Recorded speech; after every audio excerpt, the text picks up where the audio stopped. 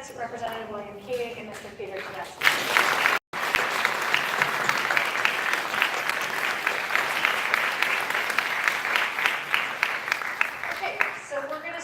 With the opening statements. Those are 2 minutes. Each candidate has 2 minutes.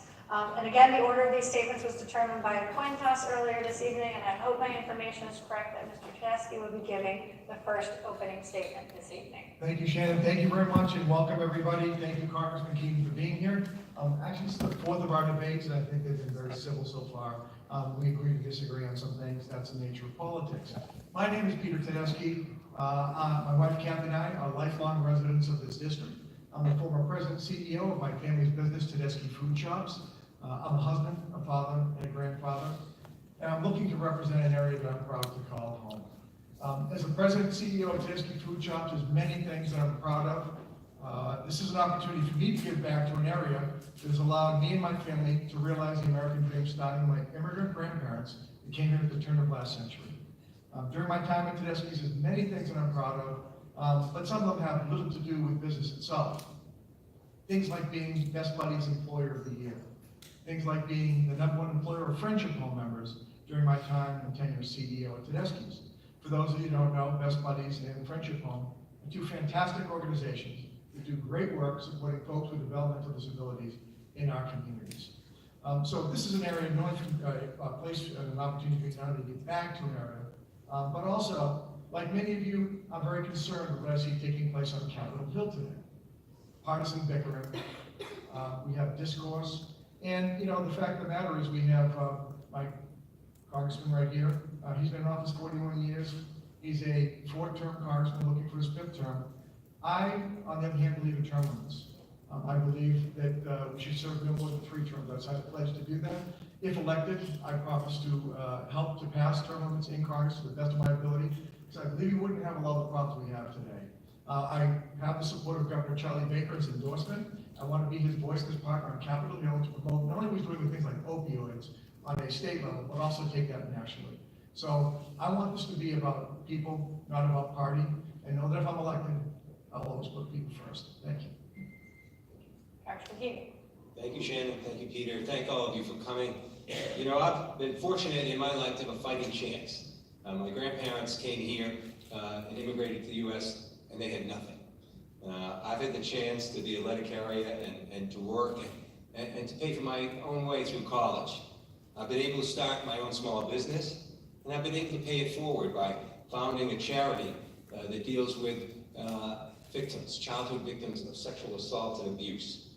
I've had the honor of public service as a DA running the largest law firm in our entire county, and I've had the honor to be a legislator where I learned to find common ground and work across the aisle. In fact, in this Congress of 435 members, I am the 4th most effective in getting my amendments passed, which is a very tangible way to measure bipartisanism.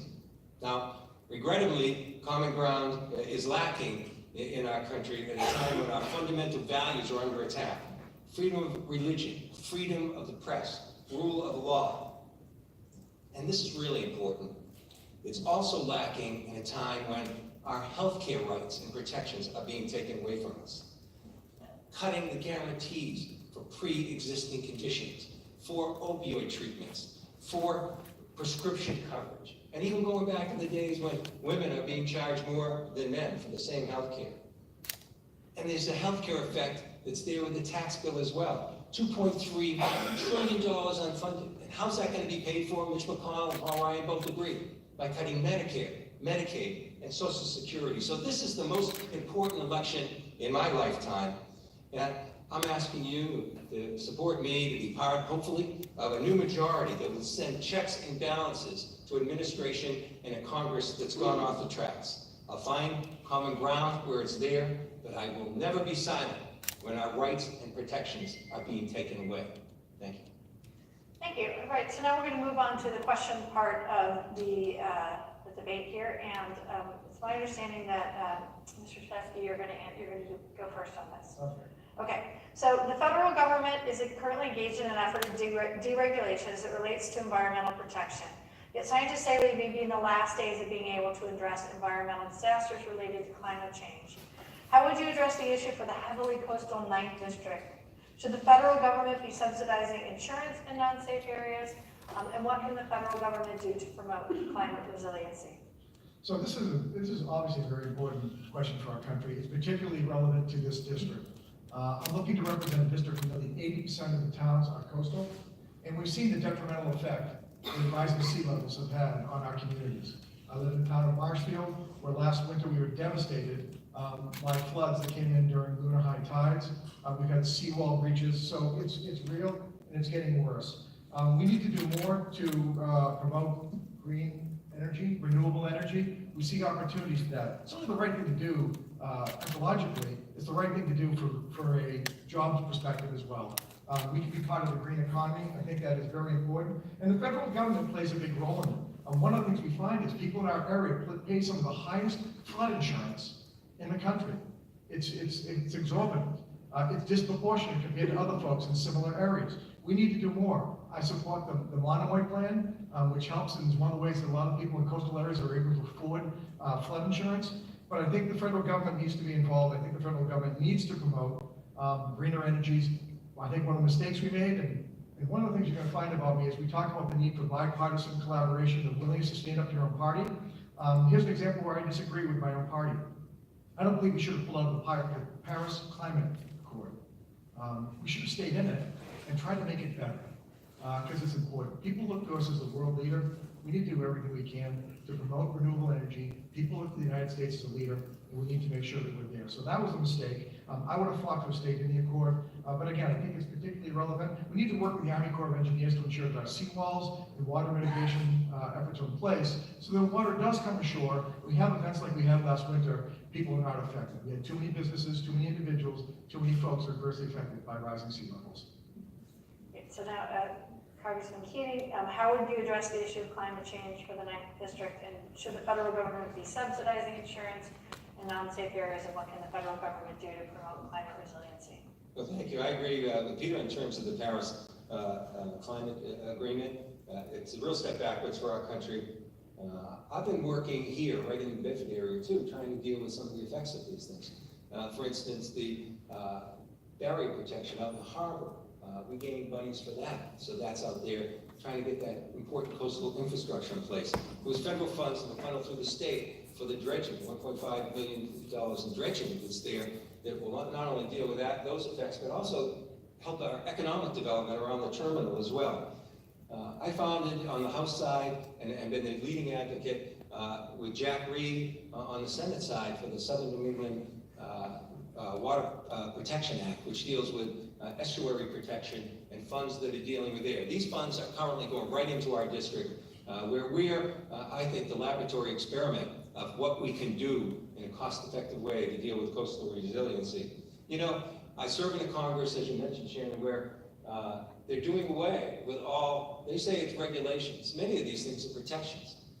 Cutting back on monitoring our groundwater to make sure that we can drink it, make sure that it's not toxic, something that we've fought in this district time and time again. Making sure our air quality is clear. These things have all drawn back. They put regulations back where there's more pollution from certain industries and the thing that cause birth defects and cancer in children. And in terms, when they can't change that, they're cutting back in enforcement as well. With a new House, we'll be able to have greater oversight off of this. Flood insurance, I've been the leader, I think, in the Democratic side of a bipartisan coalition on flood insurance. It's only good till November 30th. It's hurting our economy because you can't even close on real estate if this is kicked down the can time and time again. The government has a role in dealing with this, but I think we should deal with this as we do fires in part of the country, earthquakes, other natural disasters, and have the government fund that there, so actuarially will go through. I've also put through an amendment that will, in Barnstable County, the same thing has resulted in 5 to 15% reduction in flood insurance. Thank you. There's a lot of environmental issues. There's a lot, yes. And I also want to remind, I don't want either of you to throw your neck out in the home stretch of the campaign here. So you don't have to look back at me. I won't be offended. I know we have a little weird setup here. So I appreciate the effort and eye contact, but I don't want any of you to throw that neck out there. So the next question, the first response will go to Mr. Keating. Who will you support as the next Speaker of the House, and what are your priorities in choosing who you will give your support to? I was one of 60 Democrats who signed a letter to our leadership to delay the process of selecting a speaker and to delay the adoption of rules. What happened every year is, right after the election, people would come in and no one had a chance to run. Right now, I'm open to any candidate in that regard, and people say that, and you know, they talk the talk, but I've walked the walk. Those of you might recall, I stood up to my own leadership. I stood up to the most powerful Democrat in Massachusetts, Bill Bulger, and took him on to bring rules reform to the Senate. So when I say that, I mean it. We have an obligation to go forward, but the rules we'll be talking with are important as well. Now, one of the things that's interesting that I think our party should look at, that the Republican Party has adopted as part of their rules, is instead of term limits, I call them power limits, and they'll put a 6-year term on the amount of time someone can be a chair of a committee. And I think that's healthy. It still gives the people in their districts the opportunity to vote for whoever they want, but it really moves away from this situation where people age into a chairmanship and never leave. And so actually I'm proposing and supporting an effort on the Democratic side to adopt those same rules that they have on the Republican side for power limits. So all these things will help, I think, a democratic process, but there's one thing I'll tell you: I will never support anyone that will refuse to put important bills on the floor for a vote. And that's what's happening. It's what's happened on gun safety issues, no votes on the floor. It's what's happened in a DACA bill that would receive, I think, over 70% bipartisan support, never put on the House floor for a vote. We have to make sure, if we're going to have a democratic operating Congress, that bills come to the floor for a vote. And so those are my strong feelings. I think it'll bring bipartisan together, because if a bill is on the floor for a vote, you'd be amazed how many people on both sides could vote for it. Thank you. Mr. Tedeschi, who would you support as the next Speaker of the House, and what are your priorities in choosing who you will give your support to? So I'm looking, in terms of who I'm going to support, it's premature to even speculate. I'm looking for someone that's not so much party affiliated. I'm looking for someone that's going to support the agenda that I have for the folks in the 9th Congressional District. We talked about partisan politics. The unfortunate fact is Congressman Keating ranks dead last in the Massachusetts delegation in terms of bipartisan index, and he ranks 364th in Congress. It's the bottom 16%. Votes with his own party 95% of the time. I'm looking for someone that's looking to transcend what it means to be part of a party and to start doing the work of the people again. And I would like to get into Congress to make that determination, but I would certainly like to meet people, get to know them, and have them get to know me before I cast my vote. But whoever it is, they really need to look out for the benefits of the folks in this district, in this country, and not just carry water for their own party, whatever party it may happen to be. Okay, so we're going to move on to our next question, and this deals with the fishing industry here in the South Coast. Mr. Tedeschi, you are first on this question. So what actions would you take up to clear up the gridlock with the National Oceanic and Atmospheric Administration over convicted fishing boat owner Carlos Raphael's fishing license that would help New Bedford ground fishermen and women work again and allow the industry to thrive? So a few things. Relative to Carlos Raphael, I think it's very unfortunate. I would have been fighting to make sure that two things happen. A, that the fishing ban was lifted sooner than it is, okay? That's been way too long in the making. And I'd be fighting to make sure that the federal fishing licenses that are in play stay right here in the Bedford where they belong. #1 fishing port in the country. Other things we need to do is things like, you know, if I were a congressman, if I were already in Congress, I would have fought President Obama's unilateral signing of the Monuments Act. For those of you who don't know, it put 5,000 square miles of fertile fishing area off limits to our commercial fishermen. That's just wrong. I also would have voted in support of reenactment of the Magnuson-Stevens Act. Congressman Keating voted against it. The only Massachusetts part of the delegation that did was Congressman Lynch, who's just to the north of us in the 8th, because he knew it was important to the fishing community. You've had members of your senior political environment here say they were for it, they wanted to see it happen. You had fishermen saying that they needed it. Congressman Keating voted against it. I would have voted for it. So I think there's a lot that we can be doing, because at the end of the day, we're talking about a very important industry in this area. We're not just talking about fishing. We're talking about the folks that make and repair the nets, that sell the fuel, that make the ice, that transport the fish, that process the fish. At the end of the day, we're not just talking about those groups, folks. We're talking about people trying to put food on their families' tables. And I will do everything I can to fight and make sure they get a fair shake and that those boats get back out to sea as soon as possible. Thank you. Congressman Keating, the fishing industry, fishing licenses, and allowing the industry to thrive here in New Bedford. Well, thank you. And let me tell you, the relationship we've had with the fishing industry throughout our whole district has been extraordinary. I want to thank them for that. Magnuson Stevens is a good case of our coordination. You see what happened, and this is what happens when you don't have bills coming to the floor, when you don't have hearings the way you should. In Magnuson Stevens' bill, 2.5 days before it was scheduled to be out, they rewrote the whole thing. From the front page back. And so we were working with our fishermen here in our district saying, what's in there? What's going to happen? And you know what we found out? We found out with the bill that Peter would have voted for, that I voted against, that they would have lost their quota with this, that they were going to give more to the recreational fishing aspect and take it away from the ground fishermen. Take away the quota that they can catch from the ground fishermen. That's why I voted against it, and it was because we worked together.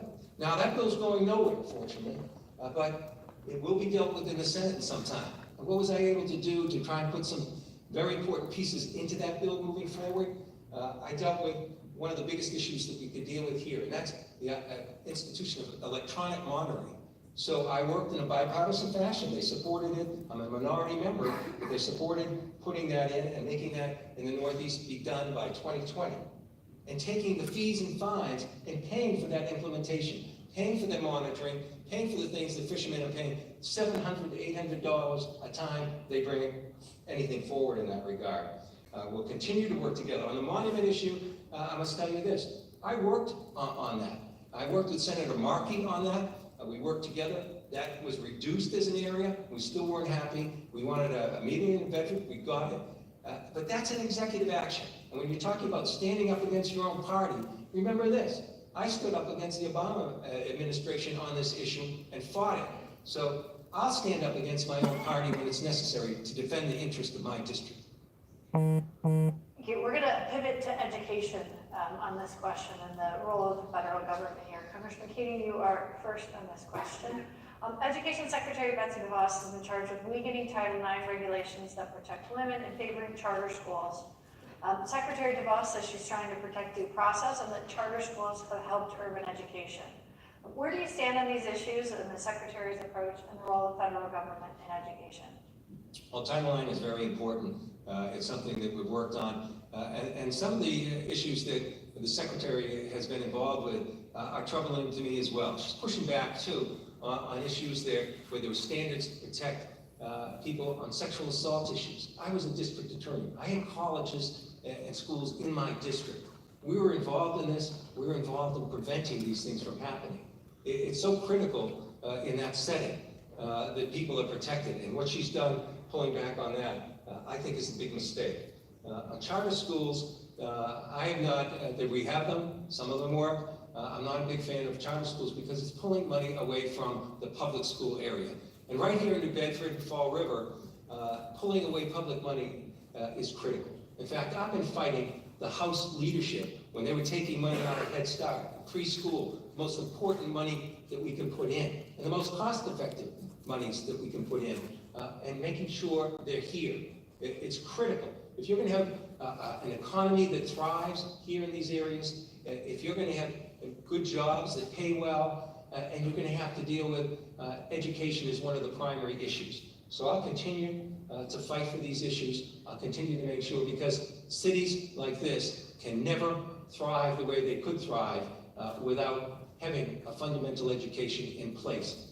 It's one of the most important issues we have. We can do more, as a matter of fact, in terms of vocational education and other areas, because we need this as a foundation. The average person getting out of high school is going to change jobs 16 times in their lifetime. And if they don't have a basic education to do that, then they won't be able to be effective. That's why we push money, and I've supported money here for the transition from high school into college in that regard, making sure that people don't fall within the cracks as they advance their education. Thank you. Mr. Tedeschi, the question dealt with Title IX regulations and charter schools. and whether or not you agree with the Secretary's approach to these issues. So anything that opens the door, makes sexual assault legal, obviously I'm against that, or any type of discrimination that's involved in the process. That's just not who we are. That cannot be allowed. When it comes to education in charter schools, what I want to do is I want to make sure that we're able to afford our children the best education possible. It's the future of our country. They are the future of the country. And my wife always has a saying when it comes to how we treat our children, how we educate our children, you can pay me now or pay me later. It seems to me we need to do a better job paying up front and making sure, because we'll have a brighter future for them, brighter future for our country. When it comes to things like vocational training and education, I'm all for it. I think it's a great idea. You have one of the best vocational technical schools in the area right here. And, look, for a lot of folks, that is a better option than going to college and getting a college, having a college loan hanging over your head when you come out. When we go around and we talk to businesses throughout the district, one of the things we hear over and over again is, I do not have enough people that are technically qualified. So the fact of the matter is, technology is going to be able to replace a lot of things moving forward, truckers and other things. But folks, it's going to be a long time before technology is going to be able to replace a plumber, an electrician, or a carpenter. We need those types of help. We need that out. We need it desperately. You figured that out here. We need to take that model and expand it further elsewhere. So when it comes to higher education and things like that, I applaud the governor's efforts. He's done some great things. One of the things he's actually done is allowed high school students to start earning college credits while they're in high school. So they'll have to take less and get less college credits, pay less money when they go for the secondary education in college. Those are the type of things we need to think differently and think smarter about this, with the goal of making sure that we provide the best educated workforce possible, and that everybody has an opportunity to realize their full potential. Great, thank you. So we're going to come back around to higher education later, but I'm going to stick with the order here so I remember the order in which you are responding. And we're going to look at manufacturing next. So Mr. Tedeschi, you're the first on this, right? American post-industrial cities have lagged behind in redeveloping themselves for many decades. What approach would you take to rebuilding manufacturing in cities like Fall River and New Bedford? So when you look at places like New Bedford and Fall River, they already have what we call the bones and all the makings. Obviously, they had an industrial renaissance here that took place. You have a lot of the infrastructure, you've got a lot of the buildings in place. What we need to do is incent businesses to come and to work here. You've got an eager workforce. And we take a look at things like South Coast Rail, for example. A lot of people look at South Coast Rail as a way to give people in this area an opportunity to get work elsewhere. I view it a little bit differently, although that's certainly one of the things that we would look for. I really think when I look at some of the things that people like Mayor Mitchell and his team are doing in this city, I see this as a place where South Coast Rail could be a way for people to come and to work here. We've got the foundation we need. We've got a lot of infrastructure. I visited a lot of the older buildings that have been repurposed. Those are the type of things that a lot of places don't have. You have them here in abundance based on your proud past. We need to make sure that we leverage them so that you can have an even prouder future moving forward, and I'm confident we can do that. And I think there are things you look at like tax subsidies and things like that to encourage people to come here. But certainly you also need to have affordable housing, which we have here in abundance. We also have a lot of other good things going on to make sure you've got strong neighborhoods. You've got neighborhood task force that the mayor put together, and basically it's going around to make sure that people are taking care of their properties. Landlords are doing their part. All those things are important because people should be proud of where they live, and I am very encouraged by what I see taking place here in New Bedford. All right, Congressman Keating, manufacturing in cities